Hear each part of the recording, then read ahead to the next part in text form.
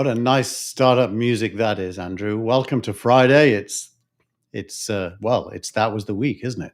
It is, or was, that was the week, and it still is, that was the week for the week of April the 30th, 2021. And it was a week, Keith, at least in your mind, where mobile finally killed television. Are we formally in the after TV epoch in world history now, as mobile put the final nails in the coffin of television? Well, it's certainly done something. Can't figure out what is it. I'm showing you. Here we are. Now I figured it out. So that story comes off of this piece from Visual Capitalist, which shows that in the last 10 years, mobile consumption of media has grown 460% and is now almost equal to TV, which has declined 24%. And everything else is declining too. So it seems as if we can believe this, that mobile eats the radio, TV, and desktop star is a trend. Now, I put it in the newsletter thinking, well, this isn't really news. But then when I looked at everything else in the newsletter, it occurred to me that this isn't even the beginning. This is so early in the rise of mobile that this trend is going to be very dramatic going forwards. And that's probably more the story than where it is today. I always joke, it's not a very funny joke, but this is about as good a joke as I can ever make, is in Silicon Valley, everything is always at the beginning until it's at the end. There's never a middle. So it's not really the beginning, Keith. I mean, this has been going on for a while. This has been going on, 15 years? So to talk about it as the beginning is, if we want to use, again, the cliche of baseball innings, we got to be, in the third or the fourth inning of this game? If it's baseball, fourth inning, I could probably go for third or fourth inning. It's got 8 innings in baseball. 9? What do you mean 8? Oh, you're right. You're right. How long have you lived in America? Well, I don't really live in America in my head. Clearly, you don't even know how many innings are. How many states are there in this country? States. Yeah. Well, there's your mental state, there's your physical state, and then there's the 50 there's California, and this is the typical response from someone who lives in Palo Alto, California. There's only one state, and it's Palo Alto. And in Palo Alto, mobile is dominant, Keith. So what's so special about this week in mobile, apart from that chart? What else is going on with mobile this week? There is we're at the beginning of a very large fight between in two spaces. Space one is mobile communications, where Microsoft Teams, Zoom, Google Meet, and others play. These devices that we all are attached to one way or the other. And then the second space is the streaming media space, where Netflix and Amazon, Roku, Apple, and Google play. And there's a huge fight. In fact, Roku just took YouTube TV out of the Roku App Store, which is like David punishing Goliath, which is kind of interesting. And what was it? No, but just let's go back on that one. So David punishing Goliath, but Goliath had punished David as well. I mean, it wasn't as if this was the first shot in the war between Roku and YouTube. Yeah, it's actually a technical battle, funnily enough. Google's DNA is engineer-led, and Google released, this is a bit too much inside baseball, but I'll tell you anyway. How many innings, Keith? 9. You taught me that. So Google released Chrome version 90 2 weeks ago, and it has a new, what's called a codec. A codec is the thing that renders video and audio. And this codec is called AV1, and it is massively more efficient than all prior codecs, like you've probably heard of H.264 or H.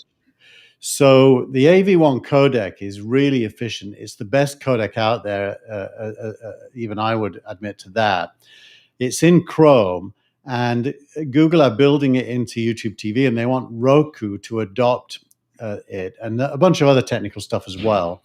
And Roku is objecting to Google laying down the law about what tech they have to support. And so the standoff is who gets to choose the technology both on Roku and in the app. And there's right and wrong on both sides, but ultimately, probably Google needs to win this one because it is actually an improvement. Well, Google's been winning. It seems Google's been winning everything. The numbers this week coming out of Google, its profits and Amazon are astonishing. What's the connection between mobile killing television and software finally eating the world and Silicon Valley's dominance over the rest of the economy? Yeah, well, if you think about it, another way to think about advertising is selling attention. And our attention is increasingly not on TV.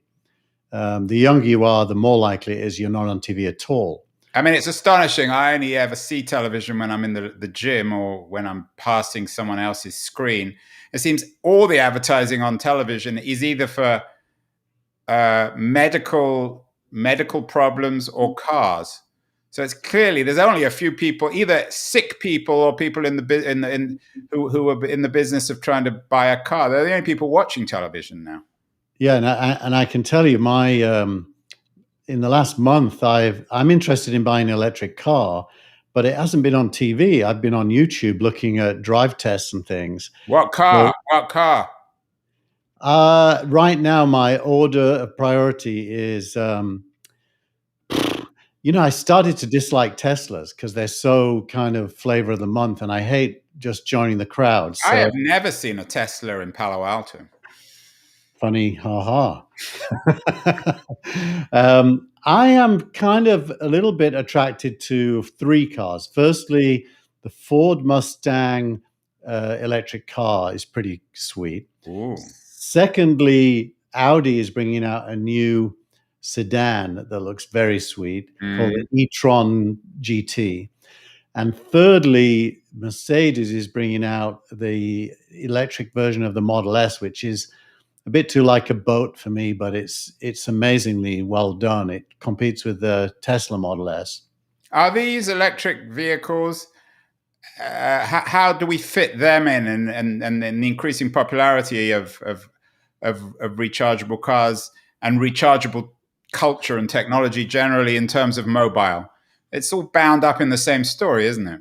It is really. The cars are all connected these days. I have a 1-year-old Subaru, and it's completely connected. It updates its software over the air through mobile, for example. It has Apple AirPlay. Some of the newer cars have wireless AirPlay, where you get into the car and your phone goes on the screen without you having to plug it in. Everything is mobile is the center of the universe for everything, and connectivity is the center of the universe. 5G, of course, is part of that. So it seems untenable to me that broadcast TV can't survive. It's going to go the way of the newspapers, but it might take a long time. And there's still newspapers. There's still New York Times and Washington Post. It will kill everything except the very high end and the very low end, as it does always. Let me ask you a really easy question, Keith. What comes after mobile? In my editorial, I say that is not yet a relevant question because the current answer should be we don't know, and it won't be for a long time. People talk about augmented reality, virtual reality, blockchain, which is really more of a platform, so it helps mobile. Augmented reality works through your mobile camera today because there are no glasses. So I still think for the next, I'm going to speculate as long as 10 years, we're in a mobile. Well, to use baseball terms, 6 more innings we've got of mobile. You said we're in the 3rd inning. Yes. Yes, in baseball, there are extra innings too if you're tied at the end. So it can go on more than 9. But that's another story. Things may be good when it comes to tech and business, but things aren't plain sailing at tech companies themselves. Your newsletter this week has some really interesting stories about relations between employees and companies, censorship and reward. What's the controversy here? So there's 3 articles in the newsletter, and I've grouped them together under employee censorship and reward. Article 1 is about the company Basecamp and its CEO, Jason Fried, who has announced that employees are now banned from talking about politics at work because, quote, it saps our energy. Even in a post-Trump world, there's nothing to say. Even in a post-Trump world. And then you've got Facebook banning employees from reading an internal report about its role in... Yeah, and that photo of Mark Zuckerberg looks as if he's just read the report and been sick. He looks so bad. What's the problem with Zuckerberg? Why does he look so miserable? If I was worth 100 or 150 billion dollars, I'd at least smile. I think he looks like an undertaker too. Why does he always wear dark ties? Well, do you remember when he refused and he used to wear a hoodie, even when he went to DC? And obviously he's maturing. He's got the Keith Tear receding hairline, which doesn't help him. Yeah, and I think he's under stress because he certainly looks it. Well, two things. One is regulation, but the other is Facebook's world is being redefined around it, from social media streams to actual media and communications. And so just as when he acquired Instagram and WhatsApp, he's probably at a moment where he has to rethink everything. But he's good at that. I mean, I've been in the business of, I wrote Facebook off in 2009 and I've lived to regret that. He may look miserable, but he's very smart and he always seems to outwit everything around him. So I'm sure he can reinvent Facebook to master these new forces, won't he?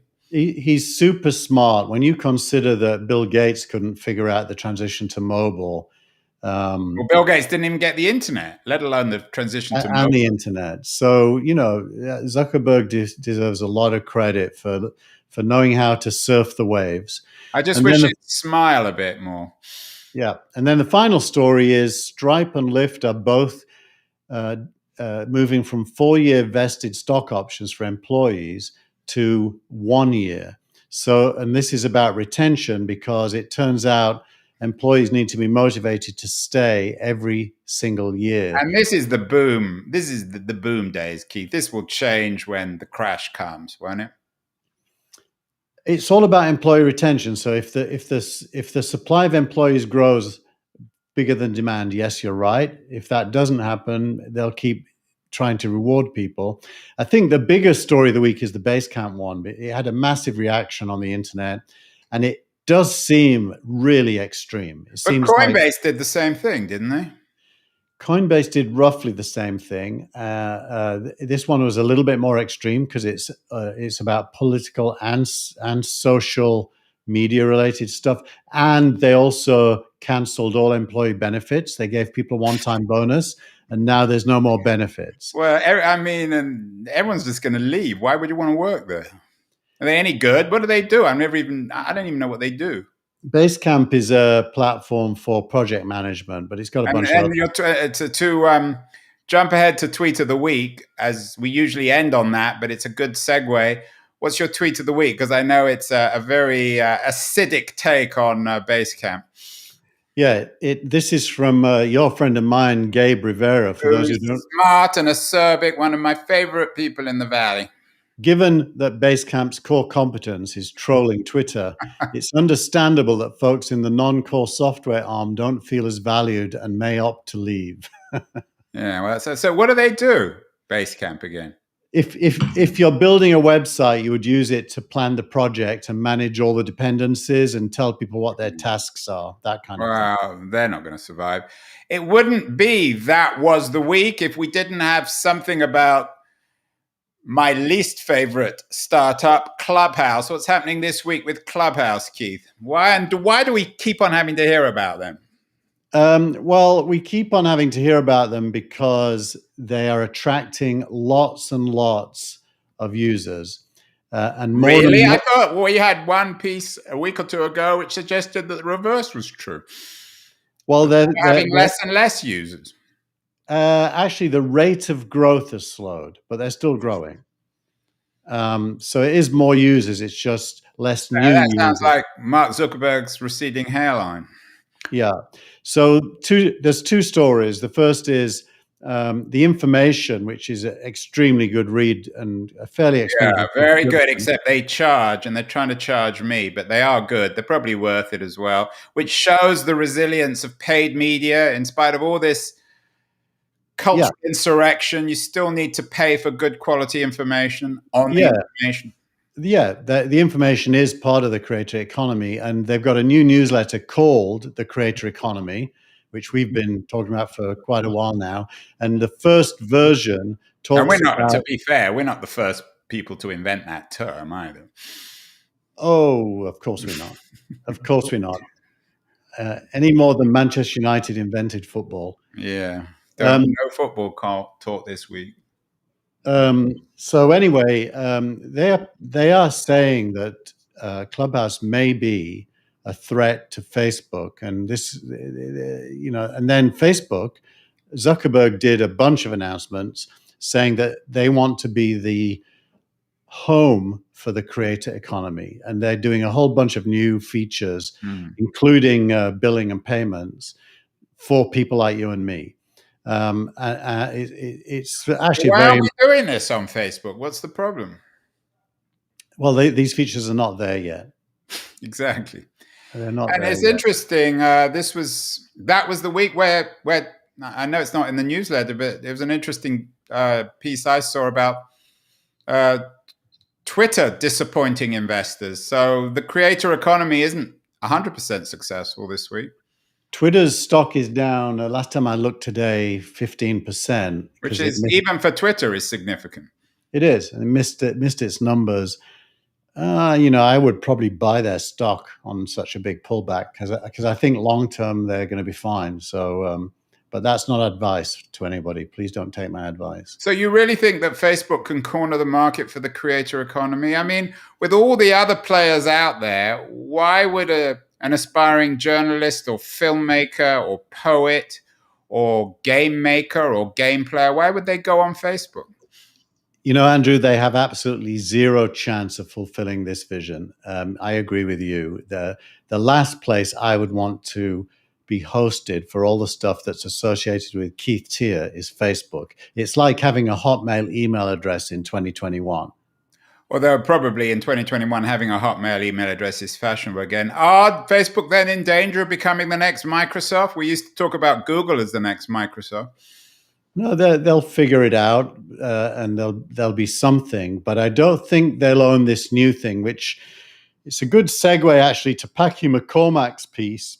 It's called Disrupting the Disruptors. We have to say Packy McCormack has the best name of any writer on tech. It's a good name, isn't it? Such a good name. And his newsletter is called Not Boring. And he is definitely, his name isn't boring, and he's a good writer too. So what does he say about very lengthy? No, he shouldn't be. I wish he didn't write as much about Clubhouse. What is he saying about Clubhouse this week? He doesn't say anything about Clubhouse. He's talking about whether your question that you just asked now, can Facebook become like Microsoft was, as in irrelevant? And he has a long piece about what he calls Web 3.0, disrupting everything to do with mobile and the current web. And he is an optimist on the possibility of disrupting big tech. In other words, regulation. Web 3.0? We've had, Web 2.0 ended about 20 years ago. What's Web 3.0? Web 3.0 is another word for the distributed internet. Blockchain's a big part of it. Cryptocurrency is a big part of it for transactions. Subscriptions and cryptocurrency go together a lot as well. In this, isn't that still though Web 2.1 or Web 2.3? It's not a fundamental change like Web 2 was over Web 1.0.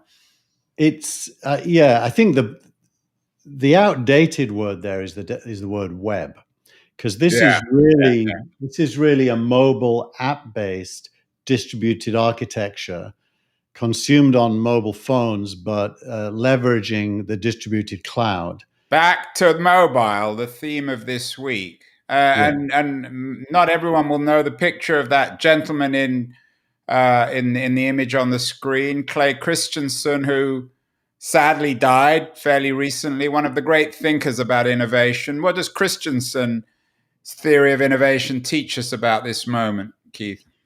It teaches he or she who owns legacy will find it hardest to own the future. And then very briefly, Microsoft still is a successful company. Are Microsoft really Microsoft? Have they reinvented themselves as something beyond Microsoft? They've completely reinvented themselves. They're no longer about Windows. They're no longer about Windows Mobile. They're no longer about Office. Microsoft is about the cloud, business customers, and services delivered from the cloud to those business customers. It's a little bit still about servers that go inside the company's data centers, but even that is diminishing relative to their cloud and service-based future. So they're closer to an Amazon or a Google cloud in terms of what they sell than they are to what they used to be. Well, Microsoft, of course, is a company that was once a startup based north of us, north of me in San Francisco, in Seattle. And your other startup of the week, Keith, is another Seattle-based startup. What is it? Well, shockingly, the startup of the week this week is Amazon. Last week it was Google. Because Amazon sales year over year increased 44% to $108 billion in 3 months, with a profit of $8 billion on that in 3 months. It's almost Apple size. Apple's numbers were bigger than this, especially the profit numbers. But it is astounding that a company that is this old is still growing this fast when it's so big. And what does it teach us? Or what should it teach us? Or what does it teach startup entrepreneurs, the Amazon story? I think what it teaches is that the meaning of the word beginning can remain relevant even 30 years after you started. Amazon is still only under double-digit % of retail worldwide. So, it could get a whole lot bigger from here. And there are some analysts this week that said its stock price may double in the next 12 months. So there's still massive upside if they keep executing. And one thing missing, interestingly enough, from your newsletter this week, political stories, that's going on. And there seems to be finally, Keith, or almost finally, the growing clash between Apple and Facebook in terms of internet models, and particularly focusing on mobile. What happened this week with Apple and Facebook, and in this confrontation really that's being personalized between Zuckerberg and Cook? Yeah, so Apple released the next version of its iOS operating system, and that built in by default that a company has to ask your permission to track you. And by default, the answer is no. So you have to opt in to being tracked. And that is highly disruptive to Facebook's advertising model, although Zuckerberg went on the record and on his earnings call and said after experiencing it for a week, they're now convinced it won't have a major impact on them. So that story will play for a little bit longer. It does point to Apple, Apple leveraging its business model, which is making a lot of money from hardware and bundling software for free, versus a company that has to buy hardware in order to survive and bundling your attention to advertisers. They're two very different models, and of the two, the bigger and more scalable seems to be Apple's right now, especially if Apple sits between you and an advertiser where it can impact the experience. Well, that's the theme of that was the week. Mobile killing everything around it. It's this conflict, I think, as you outlined, Keith, between Apple and Facebook is who owns mobile. That's the golden egg, which everyone now is chasing, whether it's Amazon or Apple or Facebook. It will be something we come back to for many, I think, other shows in the future. But that was the week for April the 30th, 2021. Keep well, Keith, and I'll look forward to seeing you in May 2021 next week. Thank you so much, everyone. Thank you.